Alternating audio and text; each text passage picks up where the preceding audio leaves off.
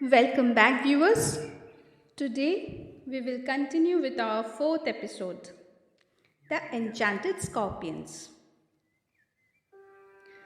What an exciting morning the children had that day. Ajji had asked for their help in cleaning up his old storeroom. Ajja loved to keep all kinds of old things in that room, much to Ajji's annoyance.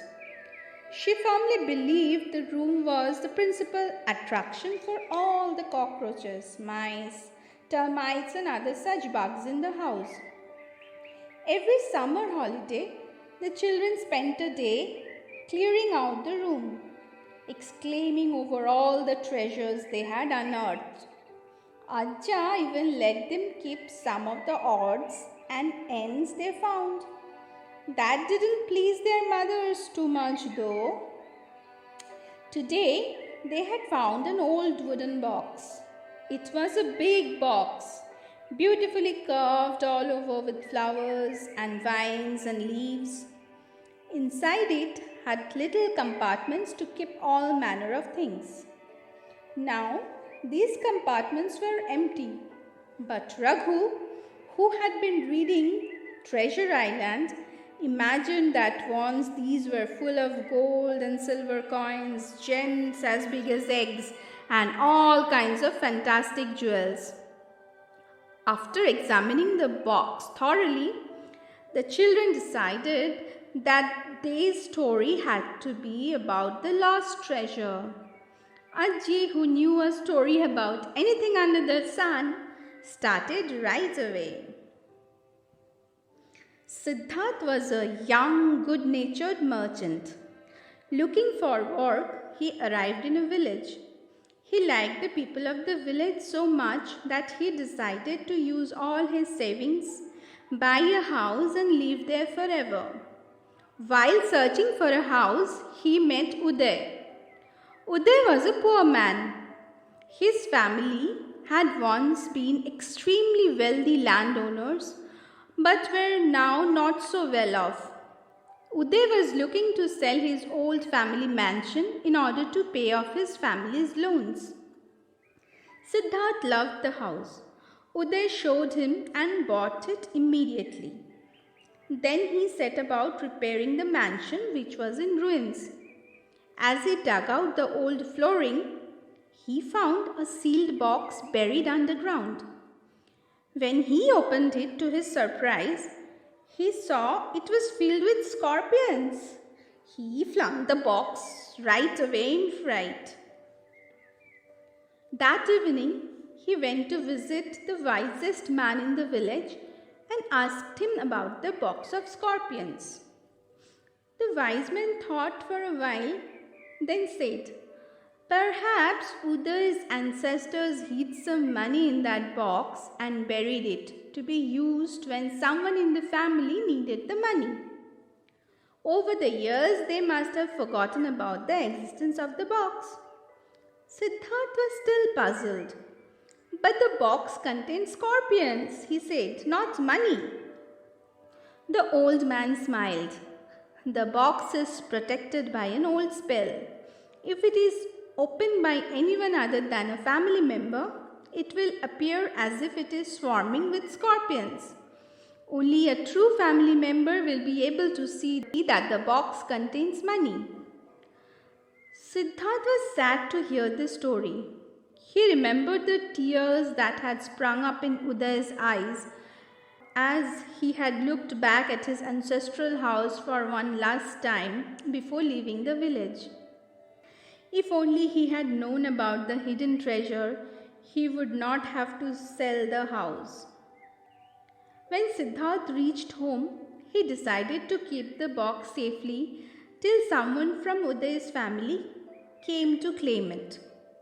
To make sure that the box was taken only by a true descendant of Uday's family, he took 4 scorpions from the box and hung them in 4 corners in his newly opened shop. All his customers would comment that when they entered the shop, "Siddharth, are you mad?" Why have you hung dangerous insects in your shop?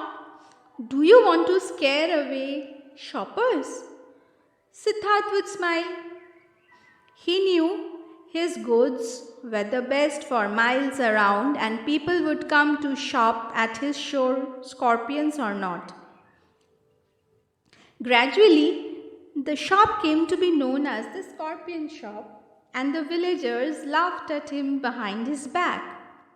But Siddharth did not care. Many years passed. Siddharth was now a middle-aged man with a wife and children and enough money. But he had one regret. No one had come to claim that box.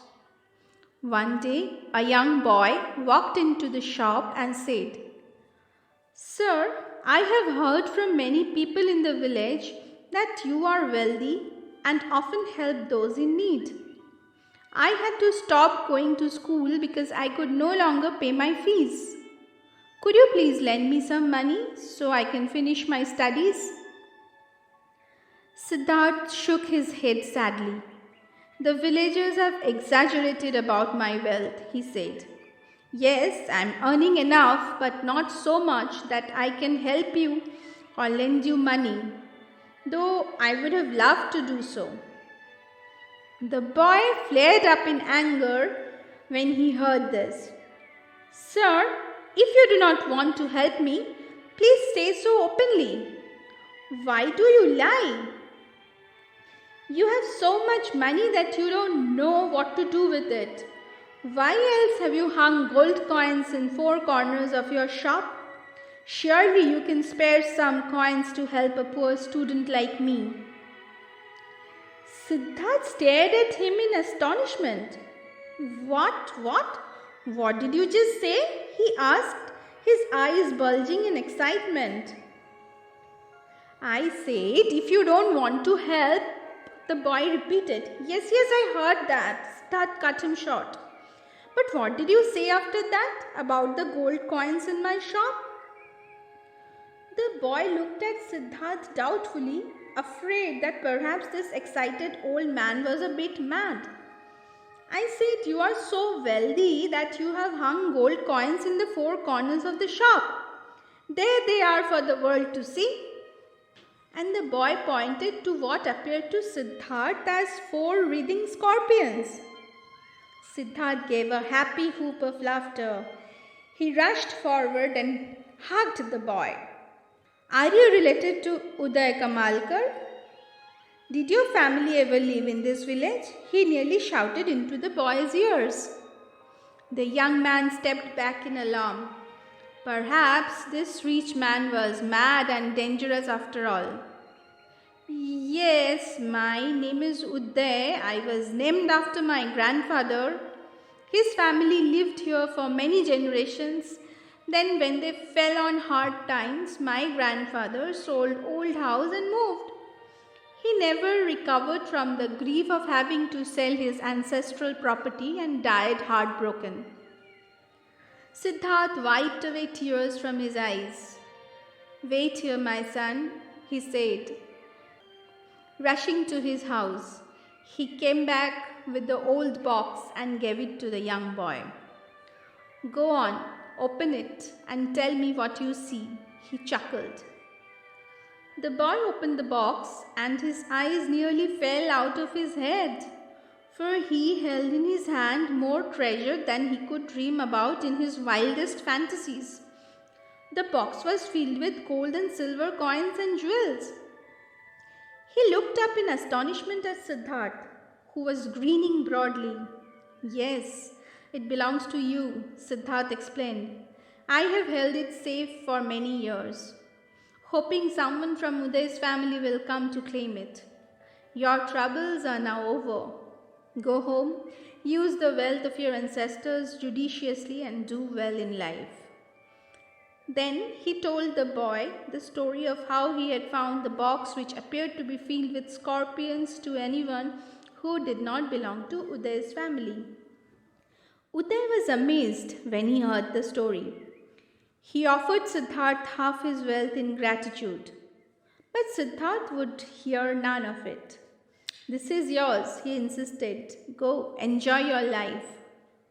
Uday went away with the box, and all his life he remembered the funny, honest old man who had kept his wealth safely for him. How lovely, Ajji! Krishna gasped. If only we had such a shopkeeper in this town, all the children agreed that would have been such a fun. Ajji laughed at their dreamy faces.